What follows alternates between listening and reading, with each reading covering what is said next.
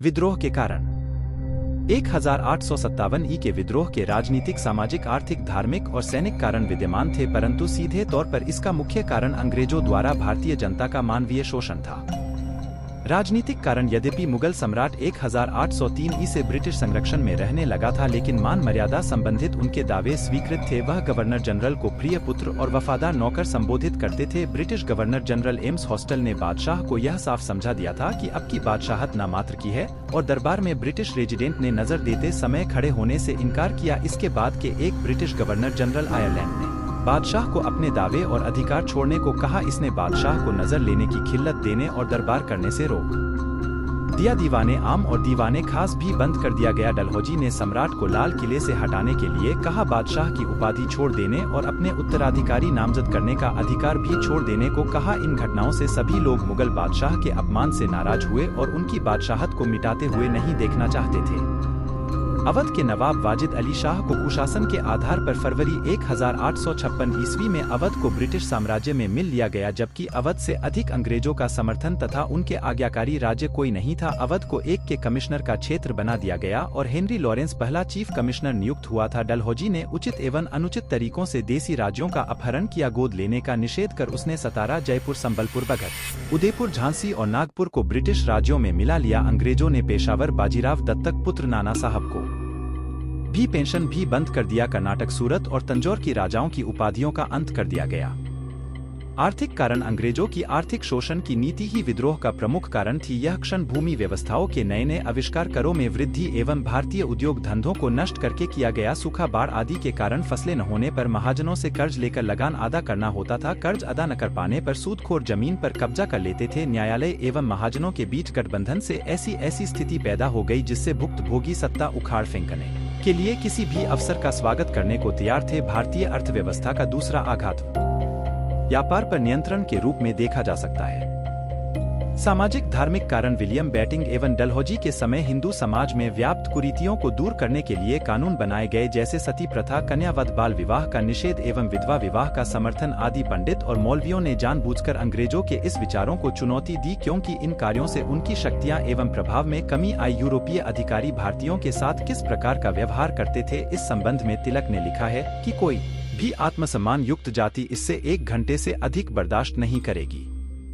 सामाजिक दृष्टि से भारतीयों के प्रति अंग्रेजों का व्यवहार एवं उनके विचार बहुत ही अपमानजनक हुआ करते थे। यह भारतीयों को काले अथवा सुअर की संज्ञा देते थे। होटल और क्लबों में भारतीय प्रवेश नहीं कर सकते थे। 1813 में जब ईसाई मिशनरियों को भारत में आने की अनुमति दी गई, तब से उनका प्रचार कार्य बहुत बढ़ गया। मंदिरों, मस्जिदों तथा उनके पुरोहितों एवं इमाम या लोक उपकारी संस्थाओं की जमीन पर लगान लगाने से भी लोगों की धार्मिक भावनाओं को ठेस पहुंची।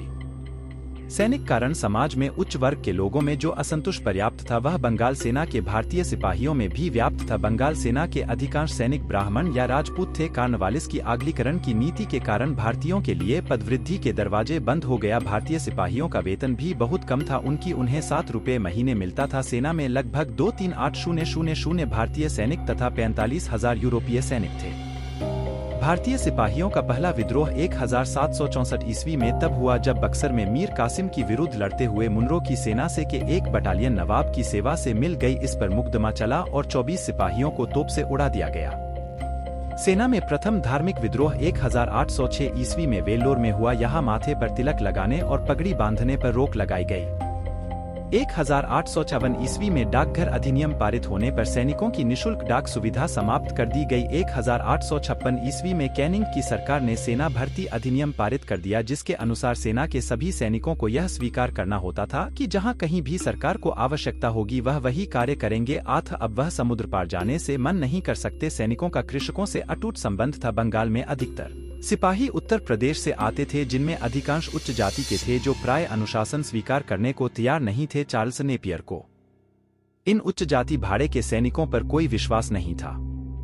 तात्कालिक कारण 1856 ईस्वी में सरकार ने पुरानी लोहे वाली बंदूक ब्राउन बेस के स्थान पर न्यू एनफील्ड राइफल के प्रयोग का निश्चय किया। यह राइफल में कारतूस के ऊपरी भाग को मुंह से काटना पड़ता था। जनवरी 1857 ईस्वी में बंगाल सेना में यह अफवाह फैल गई कि कारतूस में गाय और सुअर की चर्बी लगी है। इस घटना ने चिंगारी का कार्य किया और मंगल पांडे ने विद्रोह की शुरुआत कर दी। कालांतर में पूछताछ निश्चित कर दिया कि वास्तव में गाय और सुअर की चर्बी इसमें प्रयोग की गई थी।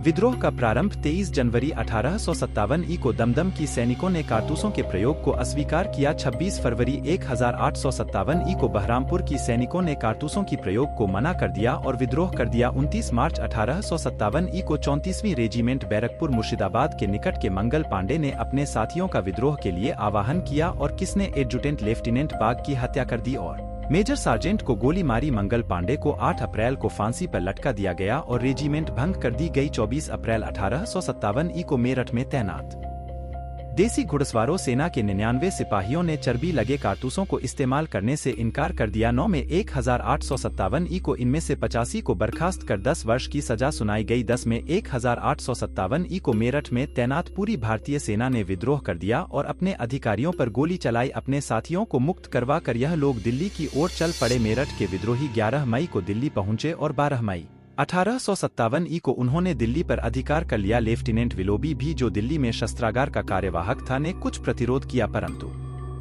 पराजित हुआ। विद्रोहियों ने बहादुर शाह द्वितीय को भारत का सम्राट घोषित किया गया। जब बख्त खां बरेली से आ गए तब उन्हें मुख्य नेता बना दिया गया। यही से वास्तविक सत्ता सिपाहियों के हाथ में ही रही। 20 सितंबर 1857 को दिल्ली पर अंग्रेजों का अधिकार हो गया, परंतु यह संघर्ष में जॉन निकोलस मारा गया। विद्रोह का प्रचार मेरठ से प्रारंभ हुआ। 1857 के विद्रोह की ज्वाला देश की अन्य भागों में तेजी से फैलने लगी।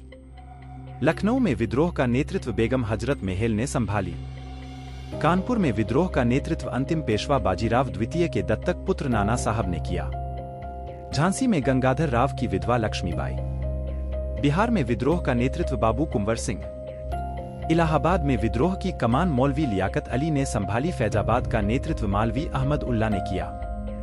बरेली में खान बहादुर खान ने विद्रोहियों का नेतृत्व किया। मंदसौर में मुगल घराने से संबंधित शहजादा फिरोज शाह ने स्वतंत्रता का झंडा बुलंद किया। असम में पुरंदर सिंह के पुत्र परमेश्वर सिंह एवं मनीराम दत्त ने विद्रोह किया। उड़ीसा में संबलपुर के राजकुमार सुरेंद्र शाही और उज्जवल शाही विद्रोहियों के नेता बने। कुल्लू की पहाड़ियों में राजा प्रताप सिंह। राजस्थान में जयदयाल और उनके भाई हरदयाल ने विद्रोह का नेतृत्व किया। गोरखपुर डिवीजन में गजाधर सिंह ने नेतृत्व किया।